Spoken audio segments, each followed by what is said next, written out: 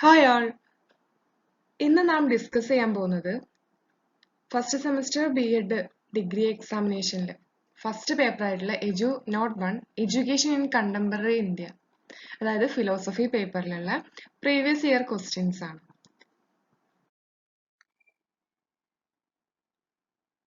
2015 ഡിസംബറിലുള്ള questions ആണ് നമ്മൾ നോക്കുന്നത്.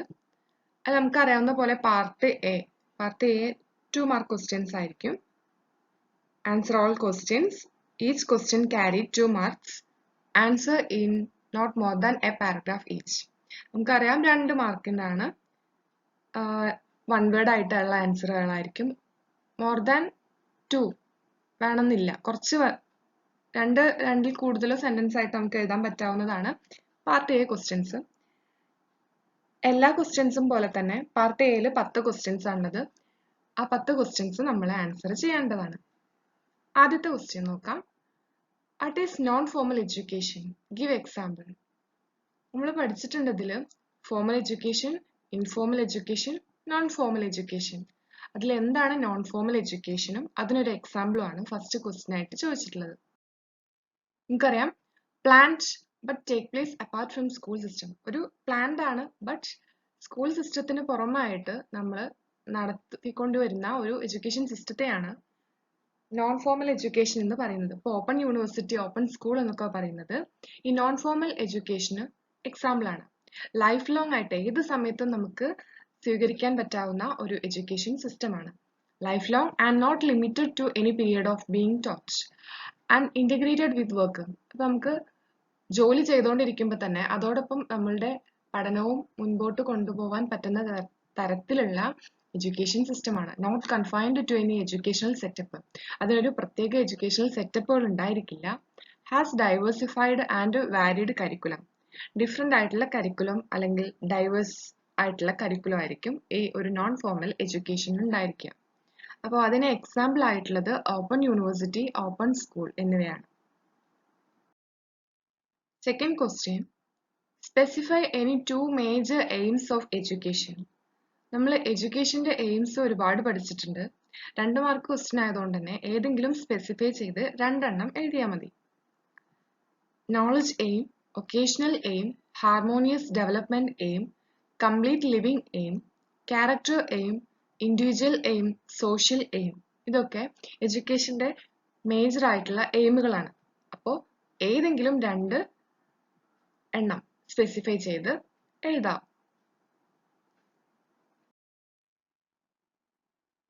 Third question, what is meant by Oriental-Occidental controversy?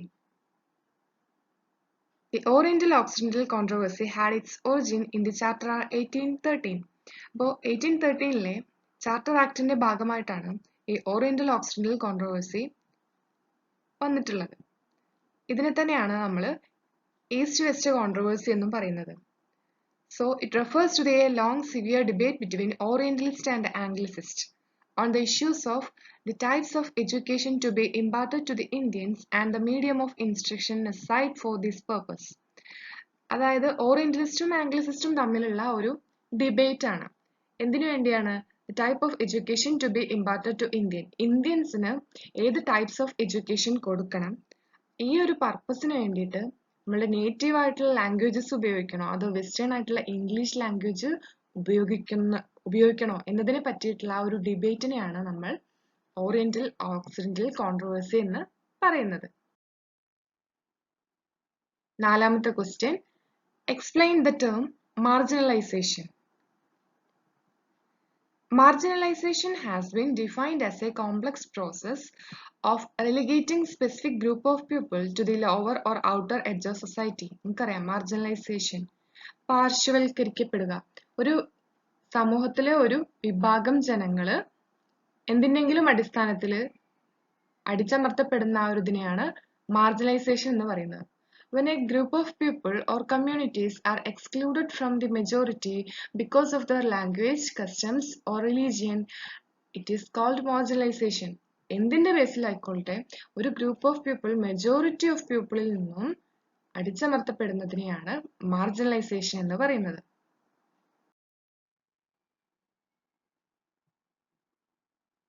Fifth question, what are Kalaris? As we know, Kalari is an institution that gives training in martial arts. Martial arts ന് വേണ്ടിയിട്ട് training കൊടുക്കുന്ന ഒരു ഇൻസ്റ്റിറ്റ്യൂഷനെയാണ് നമ്മൾ കളരി എന്ന് പറയുന്നത്. The training given in Kalari is called as Kalaripayattu. കളരിപ്പയറ്റാണ് അവിടെ training കൊടുക്കുന്നത്. The people are given regular physical exercise and training in the use of weapons such as kurvadi, spear, dagger, sword, etc. അപ്പോൾ ഇത്തരം വെപ്പൺസിന് അതെങ്ങനെ യൂസ് ചെയ്യണം എന്നുള്ളതിനുള്ള training ആണ് കൊടുക്കുന്നത്. Each kalari is presided over by its Kurup or Panicker. അപ്പോൾ അതിനുള്ള master അല്ലെങ്കിൽ അധ്യാപകരെ പറയുന്നത് കുറുപ്പ് or പണിക്കർ എന്നാണ്. അപ്പോൾ എന്താണ് കളരി എന്നും ജസ്റ്റ് അതിനെ പറ്റി അല്ലെങ്കിൽ അവിടെ നടക്കുന്ന ഇപ്പോൾ ഫിസിക്കൽ എക്സസൈസ് ട്രെയിനിങ്ങുകൾ എന്താണല്ലോ അങ്ങനെ ജസ്റ്റ് ഒന്നോ രണ്ടോ സെന്റൻസ് നമുക്ക് എഴുതാൻ പറ്റും. Write any two characteristics of secularism. സെക്യുലാരിസത്തിന്റെ രണ്ട് ക്യാരക്ടറിസ്റ്റിക്സുകൾ എന്തൊക്കെയാണ് എന്നാണ് അടുത്ത ക്വസ്റ്റ്യൻ ചോദിച്ചിട്ടുള്ളത്.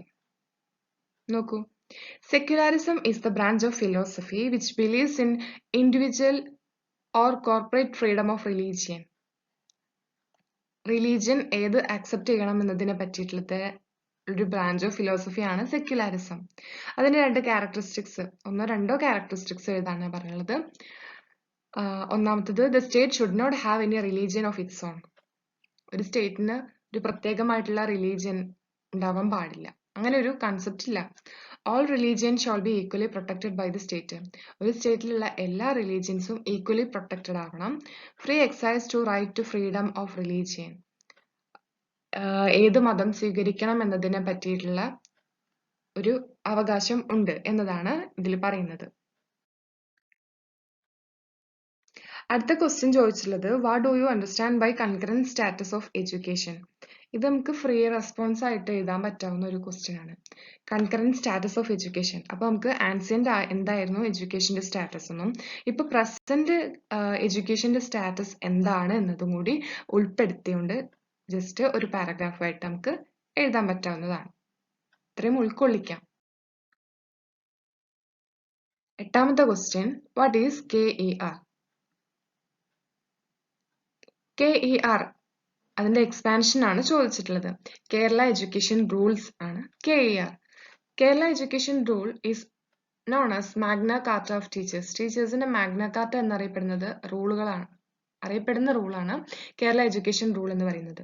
It deals with the establishment and protection of schools, running of school, teaching method and learning progress etcetera. അപ്പോൾ ഇതിൽ മെയിൻ ആയിട്ടും സ്കൂളുകളുടെ എസ്റ്റാബ്ലിഷ്മെന്റ്, അതിന്റെ പ്രൊട്ടക്ഷൻ, അതിന്റെ റണ്ണിങ്, ടീച്ചിങ്, നമുക്ക് യൂസ് ചെയ്യാൻ പറ്റാവുന്ന ടീച്ചിങ് ലേണിംഗ് മെത്തേഡുകൾ, പ്രോഗ്രസ് എങ്ങനെയൊക്കെയാണ്, ഇതിനെപ്പറ്റി അതായത് ഇത്തരത്തിലുള്ള കാര്യങ്ങളൊക്കെ വിശദമായിട്ട് ഉൾക്കൊള്ളിക്കുന്ന ഒരു റൂളുകളാണ് കേരള എഡ്യൂക്കേഷൻ റൂൾ എന്ന് പറയുന്നത്.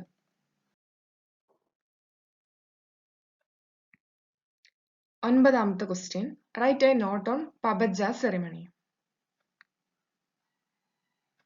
The word pabajja means to go out, which means the child go out of his family to join Sangha.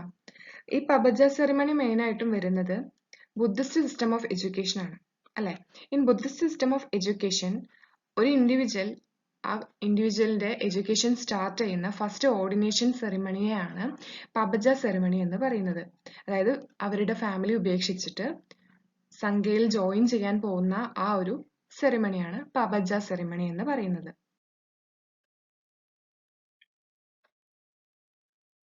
അടുത്ത question, what is the GIST of article 45 of the education. Article 45 എന്നത് എന്താണ് ഉദ്ദേശിക്കുന്നത്?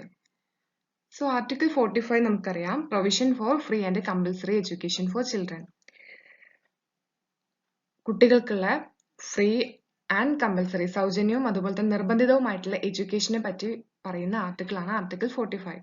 The state shall endeavour to provide within a period of 10 years from the commencement of this constitution for free and compulsory education for all children until they complete age of 14 years.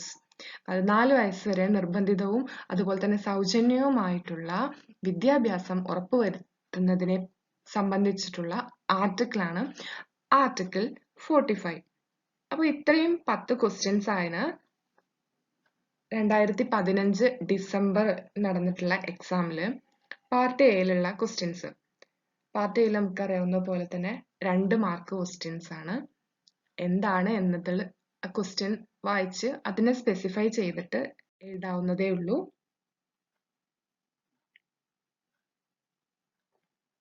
നമുക്ക് മറ്റൊരു വീഡിയോയിൽ part ബിയും part സിയും അതിലെ ക്വസ്റ്റ്യൻസും ആൻസേഴ്സും discuss ചെയ്യാം. Thank you.